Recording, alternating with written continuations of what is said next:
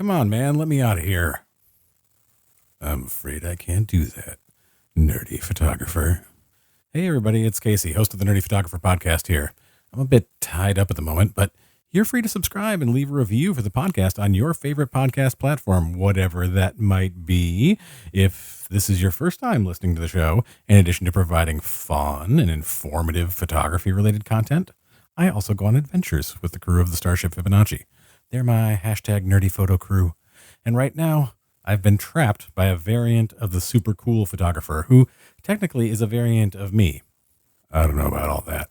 You know what I do know? It's not super cool to imprison yourself. Agree to disagree. On this episode of the Nerdy Photographer Podcast, I talk with Steven Van Elk from the Wedding Photo Hangover Podcast about photographers doing other photographers dirty, taking advantage of them, trying to make money off of them, trapping them in glass cases. Wait, are there air holes in this thing? Stay tuned for that conversation right after the break. No, seriously, are there holes to breathe out of? Hey there, listeners. Have you ever tried Audible? You might be thinking to yourself that it's just audiobooks, but it's so much more. It includes things like sleep tracks, meditation programs, podcasts like the one you're listening to right now. You like listening to stuff, right? And much, much more. I've had a lot of people tell me that I should get into narrating audiobooks. Maybe I'll give it a shot. Whether I do or not, you can get a free 30-day trial to Audible Premium Plus, or 3 months if you are an Amazon Prime member, if you head to nerdyphotographer.com/recommends/audible. Get access to Audible's entire catalog of bestsellers and new releases. What are you waiting for? Click in the episode notes and hit that link and start your free trial today.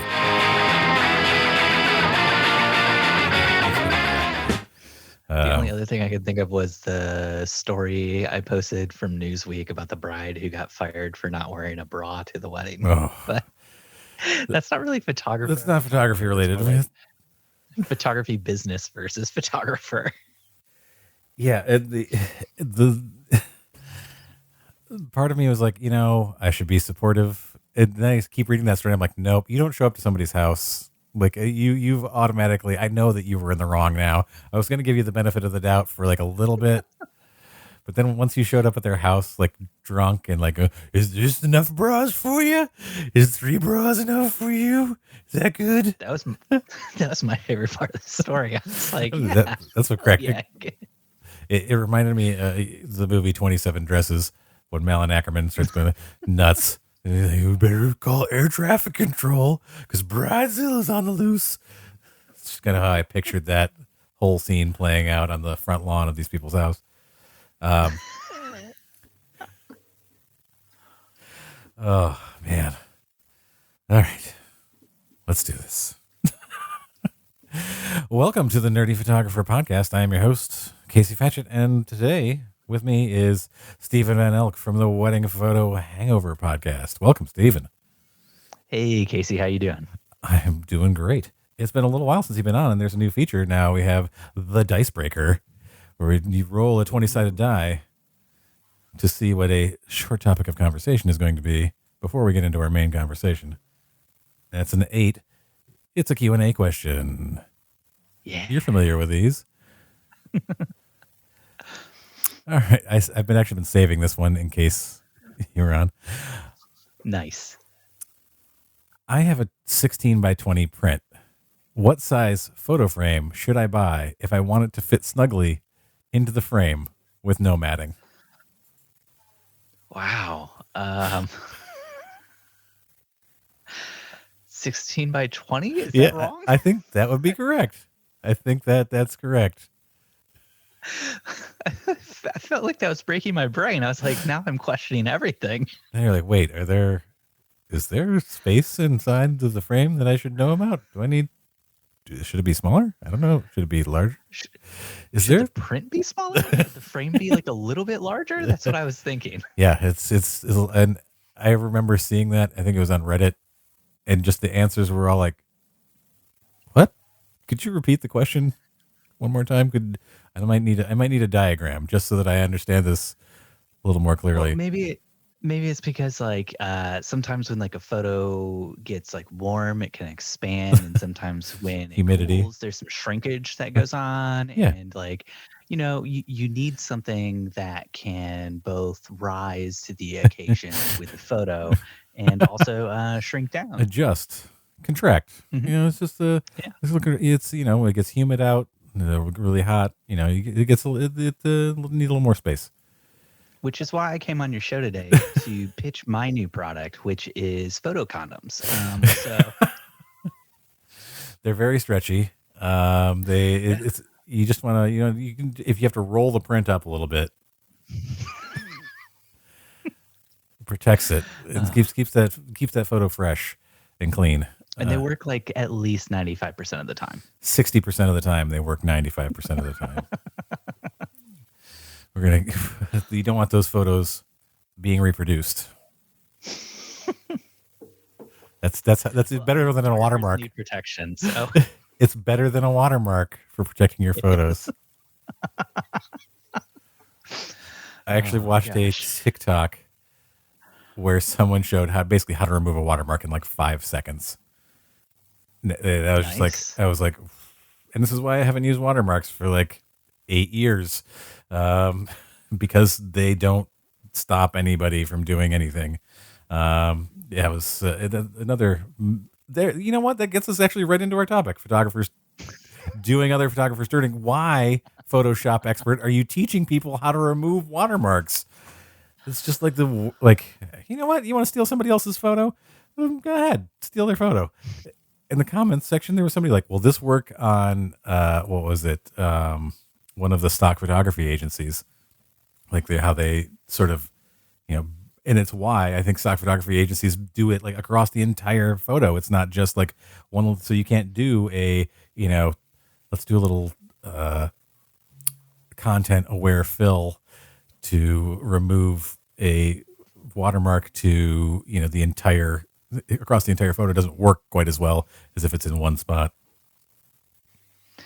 I will see people post to Facebook sometimes. They're like, I love this photo my photographer took of me, but I can't get rid of the watermark. And inevitably, whenever that happens, I see another photographer who posts back and like, send me the photo. I'll get rid of it for you. It's just like, how can you do that? How can you see that? And like your mind just jumps to, yeah, no, screw this other photographer. Yeah, deal with them. I don't want them making money. I don't want them. And those are, my guess is those are the people who would complain about not getting a gig because for whatever reason they're like, oh, I didn't get, I need to get paid. But at the same time, they're like, I will happily for free remove your watermark from somebody else's photo.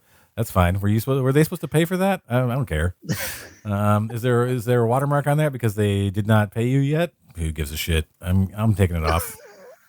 It'll only take me 30 seconds. Fine. Oh wait, this is this appears to be something important. Oh no, I don't care. Do you have a contract that I can look at to see if you're allowed to do this? Yeah, don't bother with it. Oh, I got to bother with that shit. I love the idea of writing into my contract that you're allowed to remove my photographers remove my watermark. Yeah, I'm going to put that in there. I'm just going to slide it in, see how people respond to it. Make sure that that's covered. Here's the thing that I never removed a watermark, but I did remove I guess it was a watermark in a way. It was a stamp from a print for somebody else, their bat mitzvah photographer basically just disappeared on them and they couldn't get a hold of them to do the album. And all they had were the prints. And there's like this stamped logo on these prints. They didn't have digital files or anything. So I had to scan in all of the files and then I had to like remove the watermark, like stamp, like a little circular logo from some of the photos. Some of the other ones I was able to like crop around it, but it's like, yeah, this person like never gave them like all they had were the proofs that they had received. I tried to find the guy because I knew his name. To confirm, but yeah, he had completely disappeared off the face of the earth. So that's the only time I did that. But I don't consider that doing another photographer wrong. Like you left your client hanging and they had paid you for an album and they never got it. Well, it sounds like in that case, it was you were helping a deceased photographer out. Probably. That's entirely possible. helping them complete their job, or they went into, witness protection and, they just weren't able to handle that part of the gig anymore. Yeah. I mean, I want to go on record right now saying that if I die or go into witness protection, I don't know which one's more likely to happen.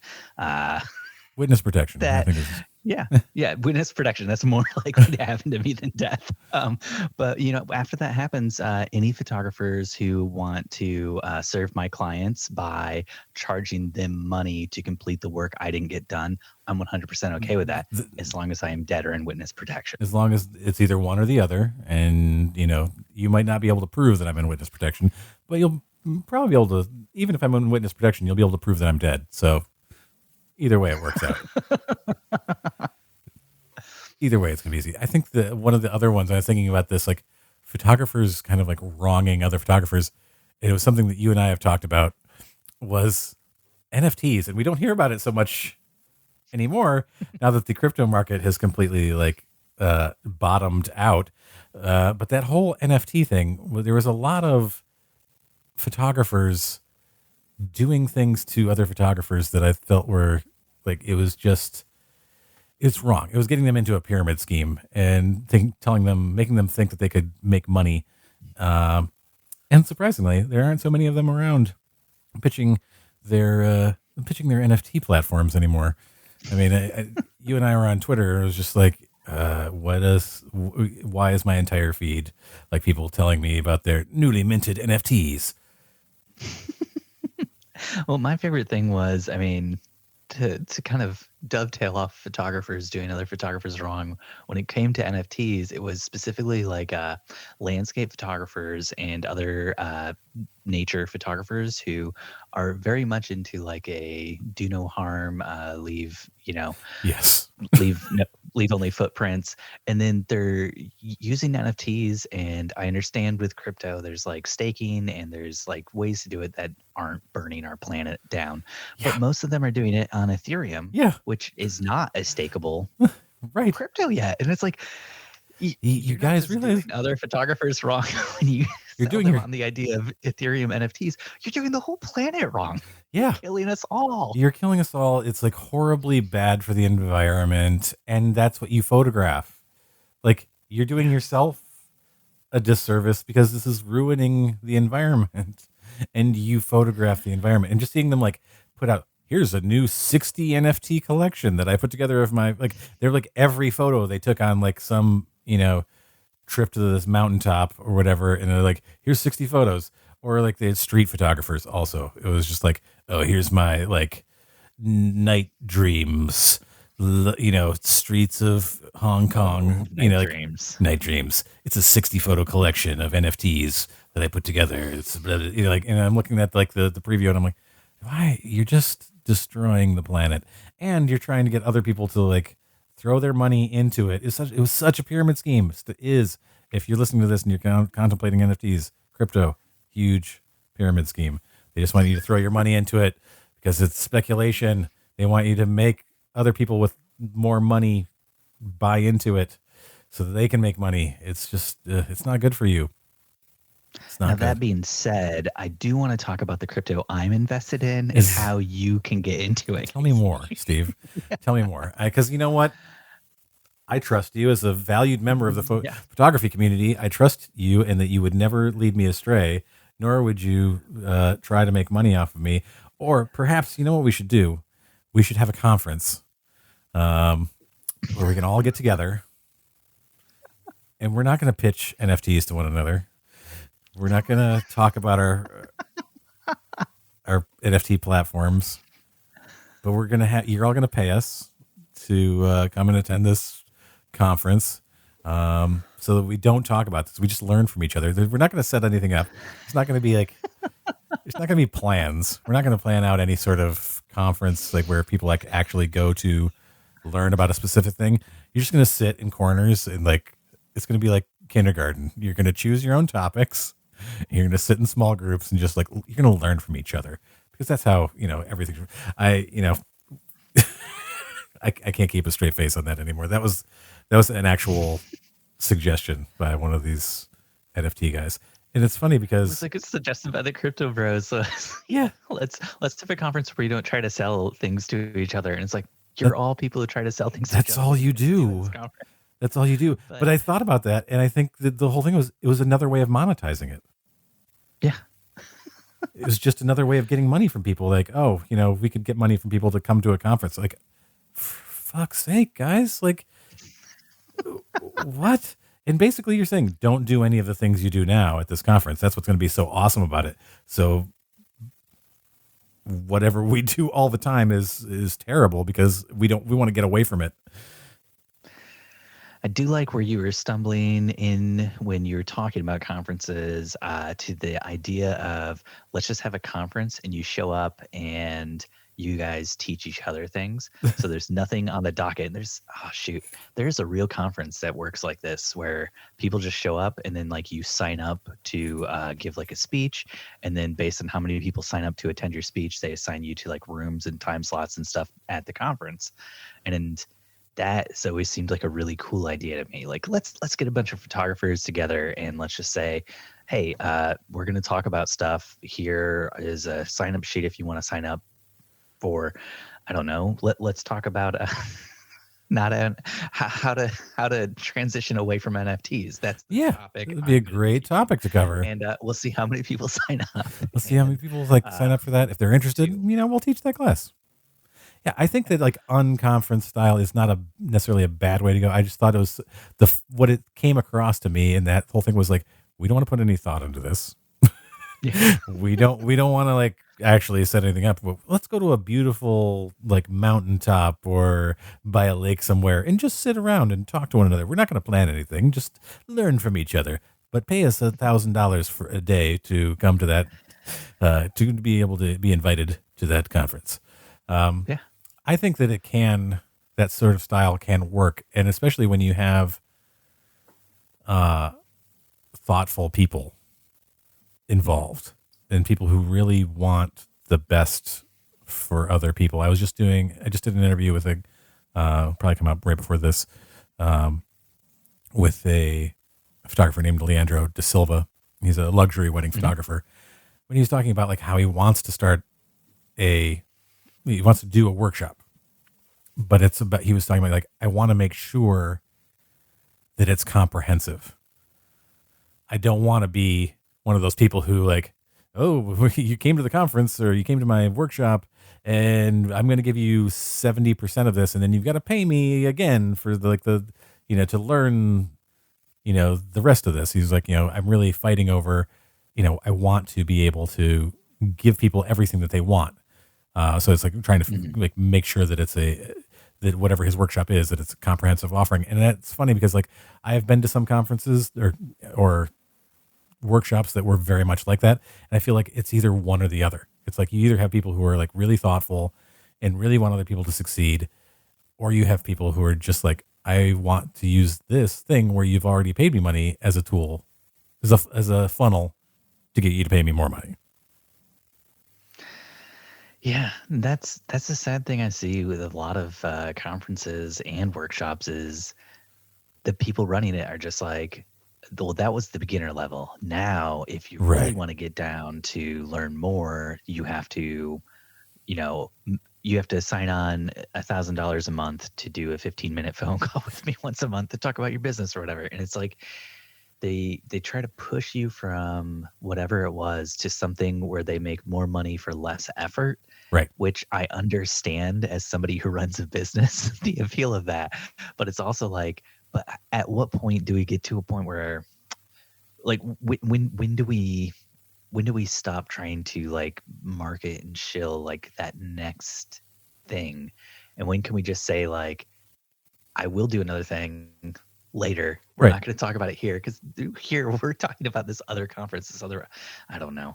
And it's all weird too because it's like you got to market yourself. You got to put yourself out there. You got to do stuff. Like if I came on your podcast and didn't at some point in time mention I do my own podcast, I would be doing myself a huge disservice. Yeah. I mean, that's the point of having you on this podcast is so you can say, I have my own podcast.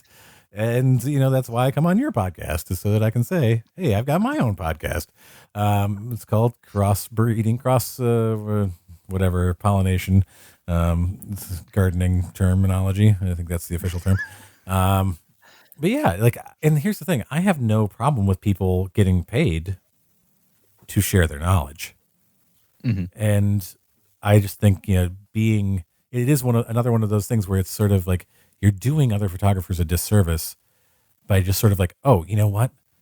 Now I realize that I can make more money if I'm spending this amount of time just like getting photographers to pay me money. I don't have to do this shoot. I don't have to shoot and like deal with, clients. And that was one of the things it was actually, I think, back in the Clubhouse days, when I was listening to Clubhouse, and I was listening to this guy. He's like, yeah, I have X number of,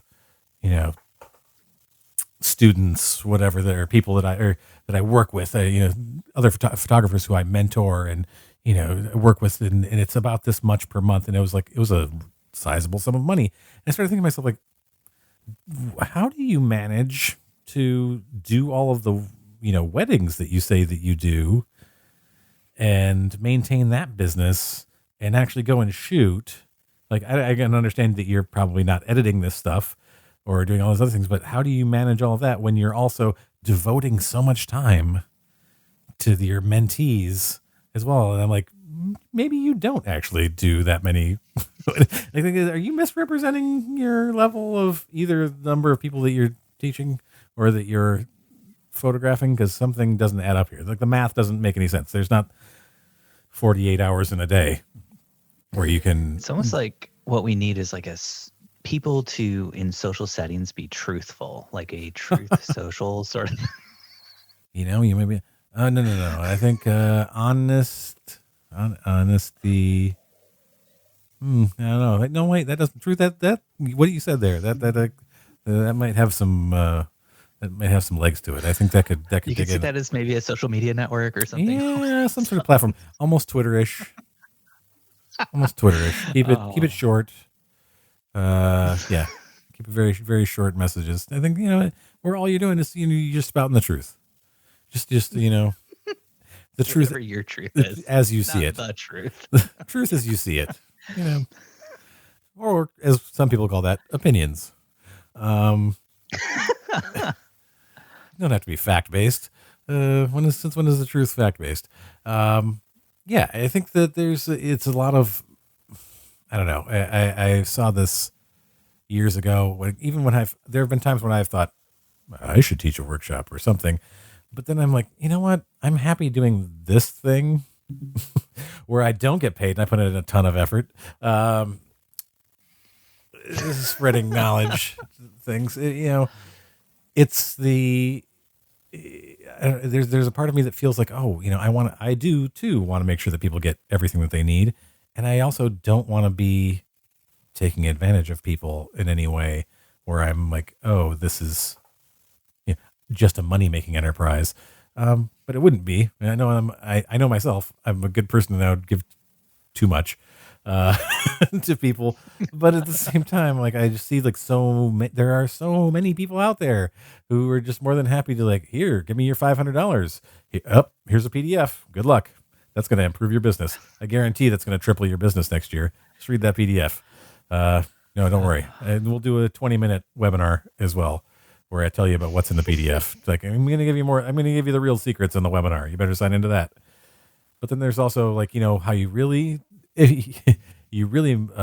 leverage the information in that PDF by taking my $1,000 webinar, which is after that. Yeah, it's that sort of thing that sort of tiered system where it's like there's always more money to pay, and if you don't do well, it's never because my product didn't reach you where you were or wasn't a good fit for you. It's always you weren't paying me enough. If you had upgraded to my next level, then you would have definitely seen the success. Jen, my wife, when she first started our business, she went to a photography workshop, and she's not listening, right? You don't see her in the video behind me. No, I'll let you know if I see her walking up, or I might not. Photography workshop, and she's probably cool with me sharing this, but the people at the photography, the person running the photography workshop was not, he was not like super helpful. He was very much like this is how I do things. If you want to do as well as me, you have to do the same things that I'm doing. And didn't really, and like, that's cool. Like, teach your style. Like, that's what a workshop is for. You want to teach people to shoot like you. But he proceeded to tell her that if she were shooting in his exact style, mimicking him, she would easily be making 3x what she was making now, and has proceeded to, in the last 10 years since then, even though she has told him multiple times, please stop emailing me, to continue to email her all the time with new workshops. And every time she says, please stop emailing me, she will get back a series of hostile, unkind emails, hostile emails, telling her that if she had just followed his advice, then she would be in a better position than she is now. And all these like terrible things that it's just like, doesn't know anything about our business. Right. And my favorite thing is he's always bragging about stuff like, I'm doing so well that I bought my own castle or whatever. And it's always like a huge eye roll, because it's like, I don't care. Like, I don't care. Even if you really did buy your own castle, and that is a real thing that happened, like, why are you doggedly pursuing me to pay you $1,000? Why do you need me? A workshop. Like, if you're doing so well and your photography is doing so well, you shouldn't be sending me emails for 10 years, making fun of me, like cutting me down in these emails and being like a sarcastic, patronizing asshole. But this person is. So it's so frustrating. And like, this is like the most egregious case that I've seen of this sort of behavior in Jen and I's life. But I have seen other photographers do that on like a smaller level, where they're not emailing. And like, just the other day, I had somebody reach out to me and say, hey, are you looking for a photo editor? I'm putting together a photo editing team. I'm going to be sourcing all the people from, oh gosh, it really felt like they were using Ukraine to try to bring more people in, because it's like, all of my photo editors will be from Ukraine. And I was just like, to try to support the Ukrainian people. I'm going to force them to do work for me. Unless you already have like them hired, like, I'm not interested. Like, don't tell me you're going to hire them. But then when I said, hey, I'm not interested, we actually have run our own editing company. We edit all of our own photos in-house. Well, now we're using Imagine AI and then editing a few stuff on our own after that, if it's not quite right. But it's just like, I really don't like have capacity to start sending off more stuff to another company, and then to get a message back from that person that's just like, your business is going to fail because your editing is terrible. And it's just like, why do you go into these things? And if somebody just, because I wasn't mean, I was just like, hey, I'm sorry, we actually don't have any extra work right now, we're taking care of it all on our own, but thanks for thinking of us. And it was like coming back at me with just like with violence. Like, they chose violence. And I see that a lot with, like, I get it all the time too. I get these like emails from people who are like, I'm a video editor, or I'm we're photo editors, and or like you said, like, these people who, you can triple your business if you do it the way I do it. Like, you can triple your business. I'm like, maybe I don't want to triple my business. Maybe I'm not looking to scale up my business that far. Like, or I'm good where I am. It's okay. I don't need to, my style does not lend itself to your style. Totally fine. But yeah, getting that same like violent responses from people where they're like, no, like, you're going to burn in hell for not doing my photography and marketing workshop. I saw so many people there for a while who basically, I was like, oh, there were people I followed on Instagram. I was like, oh, these people are doing pretty well. Like, they're amassing large followings through wedding photography. And I was like, oh, okay. Like, let's just keep an eye on what they're doing to kind of keep a finger on the pulse of trends and how things are going. And I would see them like 5 years into being a wedding photographer transition into, I'm a marketing expert. Take my marketing classes. Yeah, and I was like, wow, they all like for some reason they're like this whole circle of people who amassed like 50,000 followers on Instagram all around this in the same 3-month period decided they were tired of wedding photography, and now we're all marketing experts and like you gotta take my marketing class, and they're like, oh, they realized that they could, put in a lot less effort and probably make more money because they actually figured out how to talk to photographers instead of talking to clients, which is a whole other thing, a whole other topic to discuss at some point. Like, but a lot of these people like know that, oh, I know how to sell to a photographer and how to pressure them to pay me as opposed to talking to clients. Which, like, if you figure out how to make more money for doing less work, good on you. Pursue that, but don't make other people feel like shit. Right? You don't have to. If you're so good at this, I think the crux of this argument is if you are so good at this, why do you have to get so mad that I didn't hire you or that I'm not paying you? Like that leads me to believe that you're not as good at this as you say you are. But it's also like, let people like not everyone is a fit. And this is something I've discussed on the podcast, something I discussed with every person who asked me about like running a photography business or any sort of business. Not every client is a fit for you. Like you can't force everybody into your particular, oeuvre or whatever the idiom, my own idiom. Yes, that's the word I was thinking. No, you can't make everybody your client. That's just a bad way of trying to go about doing business. And like my friend Spencer Lum, who is probably one of the better, I think, marketing teachers out there. He's just very good about like talking to people he doesn't try to get like, you have to do it this thing my way. He gives you like some building blocks, but then he wants to talk to people about like, okay, so how do you approach this? You have to find the things that are specific to you.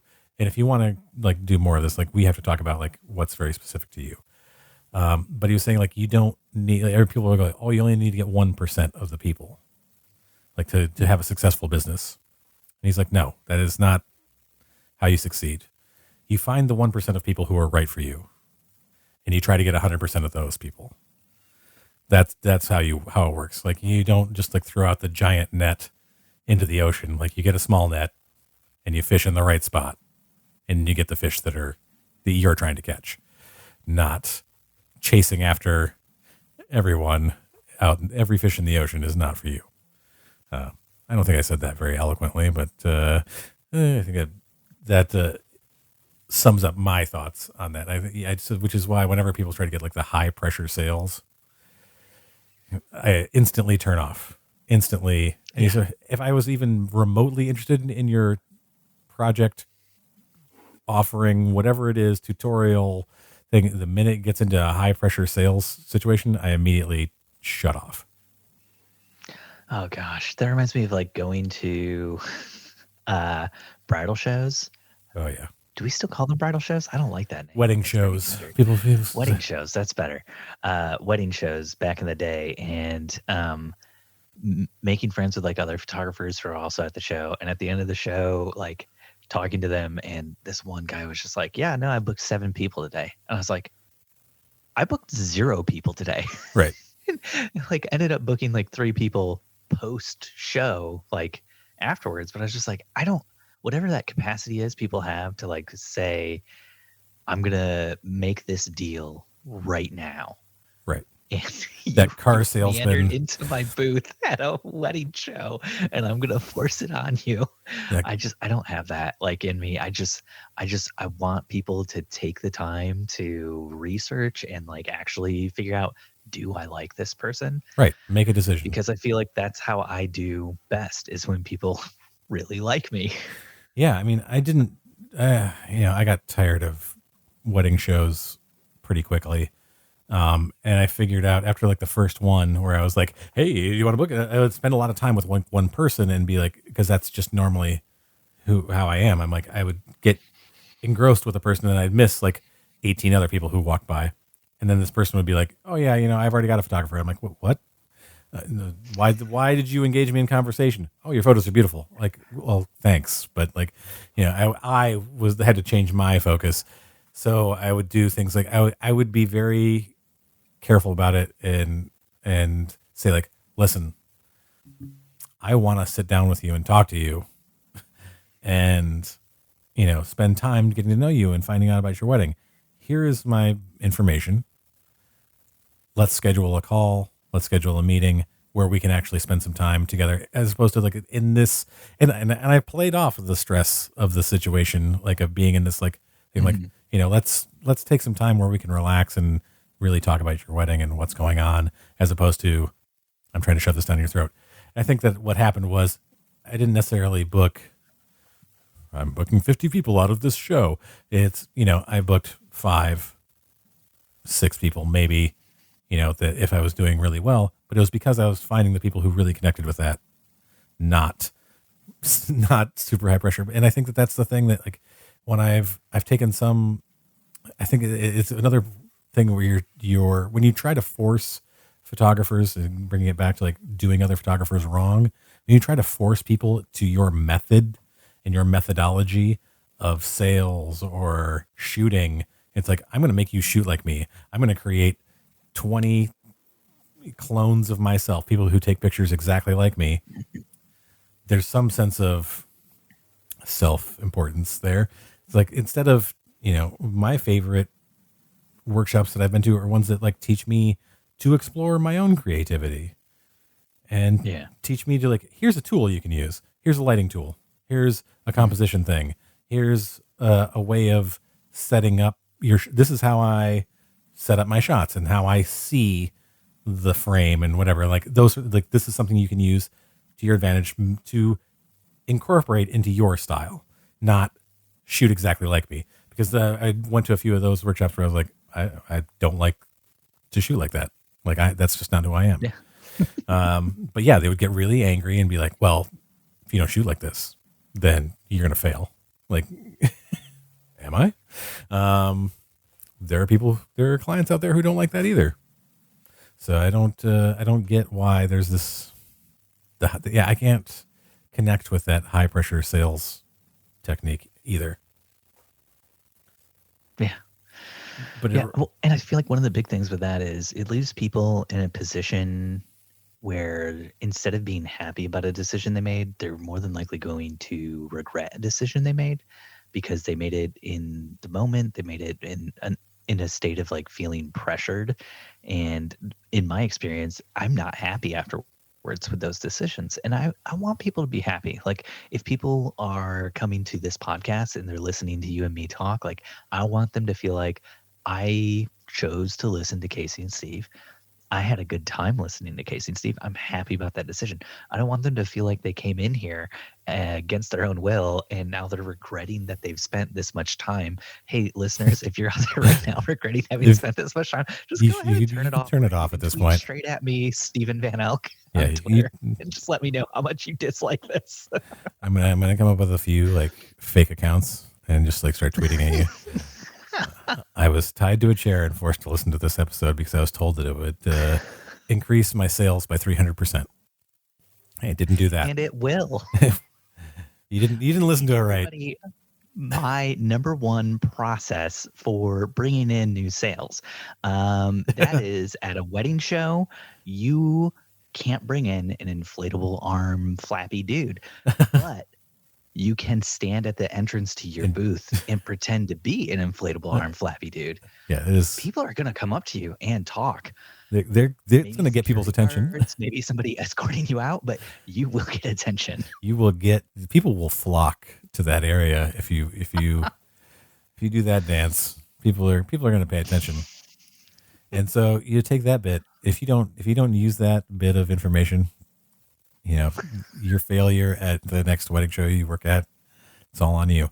Yeah. But if you really want to succeed, you can pay me $1,000 a month. You can send that check to how to really dance. It's Steve's. It's your premium TikTok account where Steve teaches dances for photographers to do at various sales opportunities. Yeah, premium TikTok, OnlyFans. You know, I'm everywhere. So OnlyFans of photographers.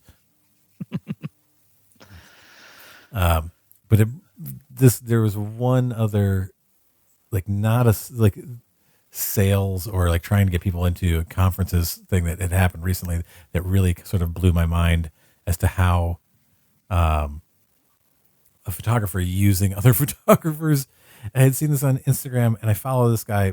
I only follow him now. I'm not going to say his name, but I follow him now just to see what ridiculous thing he's going to say next, as far as like to his followers, and he has quite a few of them. But at one point in the last year, he was making up a photography-based card game, which he was going to sell. So it was going to help improve your photography, I think, somehow. And he wanted his followers to submit their photos to him so he could use them on the cards. Oh, gosh. Which he was then going to sell. And he was going to include your Instagram handle on the photo. At least he's doing that. Yeah, he's really, but you know, like, and people started coming back at him saying like, well, why can't you pay us some portion of, he's like, listen, I'm a one-man operation here. I can't go through all the trouble of figuring out, you know, how to pay everybody, you know, who's submitting photos for this thing. Just upload them to my Discord and, you know, don't worry about it. I mean, like, I'll credit you. And, you know, if we sell, you know, just imagine if we sell like 1 million of these things, how many new followers you're going to get? And my response was, it would be 0. You'd probably get 0 new followers. Even if he sold 1 million of these, you'd get 0. And he was not happy with that response. And I said, dude, I can't imagine why. I said, people don't even click on fucking profiles in Instagram when you've got the link right there to credit the photographer. Mm-hmm. You know, they don't, the percentage of people who click through that is maybe 1%. Maybe 1%. You're talking about like, oh, I'm looking at a card. I'm going to go, oh, I'm going to go over Instagram and type in this person's handle, and then I'm going to follow them. And I had said, well, you know, you could always, you know, write up some sort of thing that said like, after you make a certain amount of money, that you pay each person X amount, whatever. That would be a more, you know, equitable scenario for them. He's like, yeah, like I said, I'm a one-person operation. I don't have the time to do that. I'm like, yes, but if you made enough money where you could hire someone to do that, wouldn't that solve that whole problem? And he was like, yeah, you know, you're just trying to make this difficult. And I'm like, no, I'm trying to make sure that people don't get taken advantage of, because all you want to do is make money off of other people. Why don't you go out and take the pictures for these things if it's that important to you? And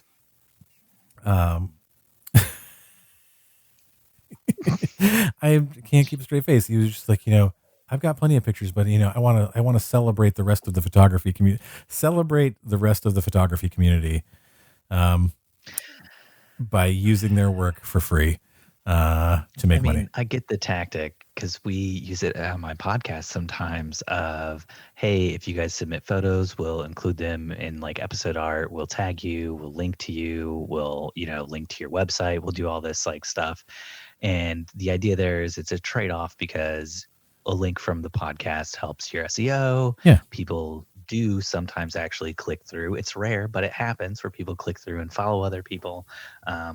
And so there's like that trade-off. But when it's just like it's printed on a card, like then what you're cashing in on there is the other side of things that we're cashing in on when we use somebody's photo as like episode art or whatever, which is they're more likely to share the episode if it has their photo as the episode art. Right. And if you include somebody's photo in the card, right. He was totally trying to buy it. Right. They're more likely to tell their friends to buy it. Like you're trying to get them to buy into the creation, because if you bring other people in as creators with you, they're more likely. But in this case, there was basically literally nothing to give back to them at all. Like when we include like a link back to somebody's website, it feels to me like the very least we can do. And for a podcast which no longer makes any money, Right. that's all we can afford. Is the Right. very least we can do. Exactly. But if you're selling a card game, you should have You're something making built money. in Yeah. There's to something. pay people. Yeah. And the thing was just totally, he was also totally trying to like, oh yeah, you can buy, like, I'll give you a discount to like buy your own copy of the card game. If you're someone whose work got chosen to be in it.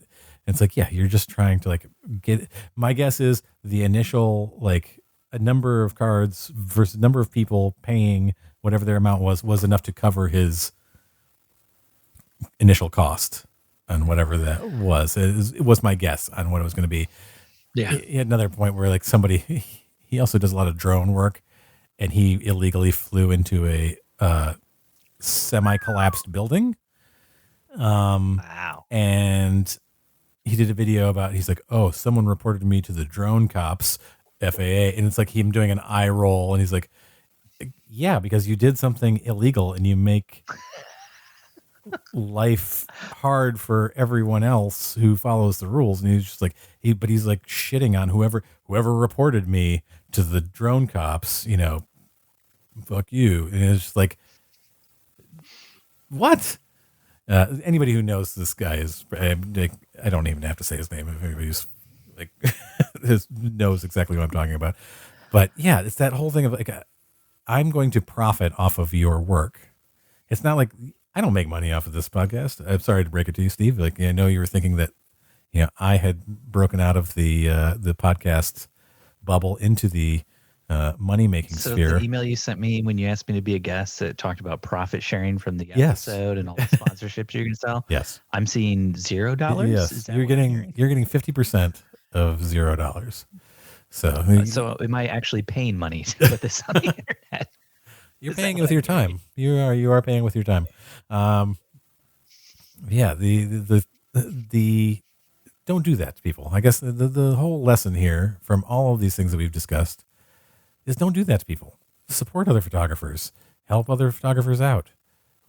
There was a society of people at one point, I think, that was all about like lifting up other people. And strangely, and even in that, I found that people were not lifting other people up. They were just trying to get attention for themselves. But yeah, you go out there, and if you can help somebody, help them. Like when people ask me a question about like, oh, how did you do this? I'm happy to like give them the answer, like what gear I used or whatever I shot it with.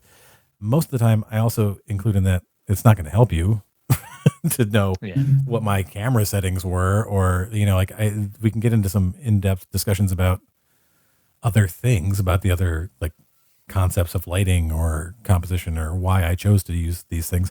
But like, I think there's also, for people who are looking to learn about photography, understand that, you know, gear and camera settings aren't going to teach you everything you need to know. But yeah, let's do more to help other people out. Don't be a dick. I think that's the Wild Stallions rules. Isn't that the rule over at Wedding Photo Hangover? Absolutely, yeah. Be excellent to one another. As the first TED Talk.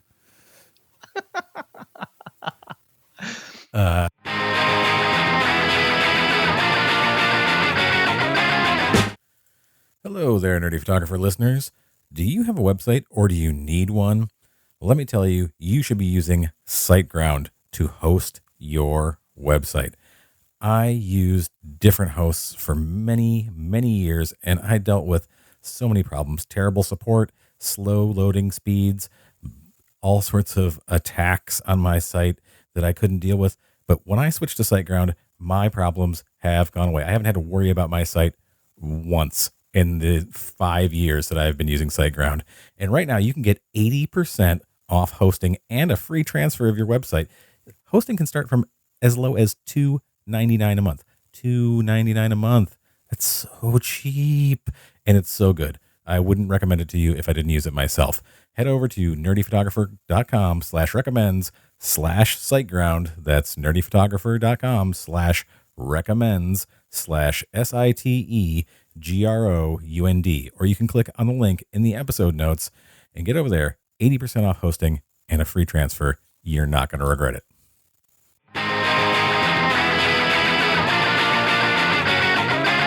Hey. And now for my favorite part of the show. What's that say? Useless information. This is always death. Cotton candy was originally invented for the 1904 World's Fair in Chicago. The machine was reinvented in the 1920s. Do you know who invented both? Who was responsible for both times for inventing cotton candy? Or actually, what profession these people were in who invented cotton candy? Mm-hmm. I cannot. No, I have Dentists. No idea. What? Both guys who invented cotton candy machines, the guy who originally invented it and the guy who reinvented it, were dentists.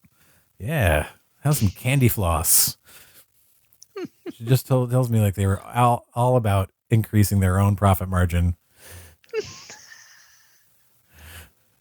Goes back to the entire lesson of this thing. I'm going to put you through excruciating pain, but I'm going to make more money. Well, I mean, a rising tide lifts all ships and rips your teeth out of your head. Yeah. Another case in point. A dentist also invented the electric chair. Whoa! Yeah. Wow! Sick. Yeah. took a real left turn there into a little dark area of the web. Not the dark web, just a dark area of the web.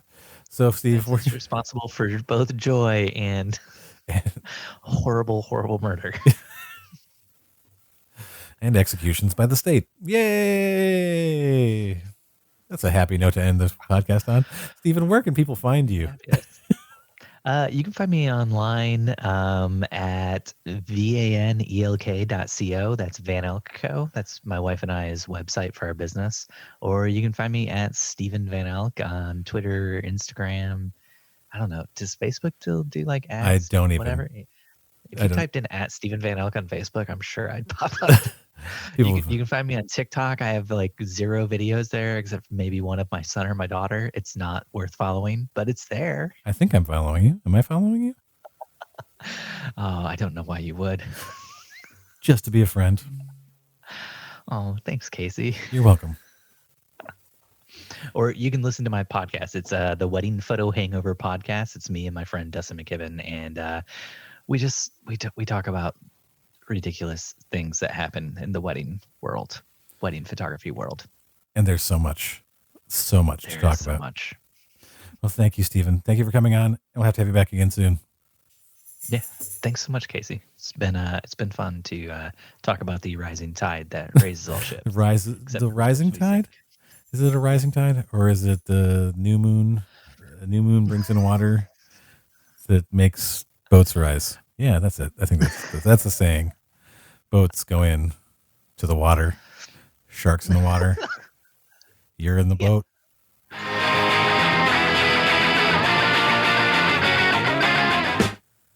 Welcome back. I hope you enjoyed my conversation with Steven Van Elk from the Wedding Photo Hangover Podcast.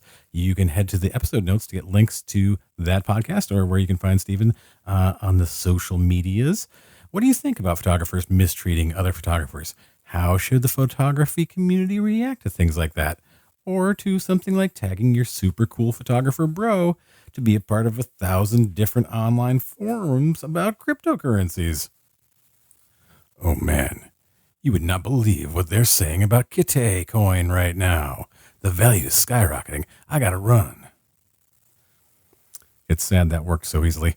Be sure to follow The Nerdy Photographer on social media at The Nerdy Photo on Instagram, TikTok, and Twitter. That's at The Nerdy Photo. You can also check the links in the episode notes to find other ways to support The Nerdy Photographer podcast. And most of them are free. Imagine that. Okay, now that he's off mining Kitay coins, I'm going to have Fibonacci beam me out of here. Until next time, folks, stay safe and stay nerdy.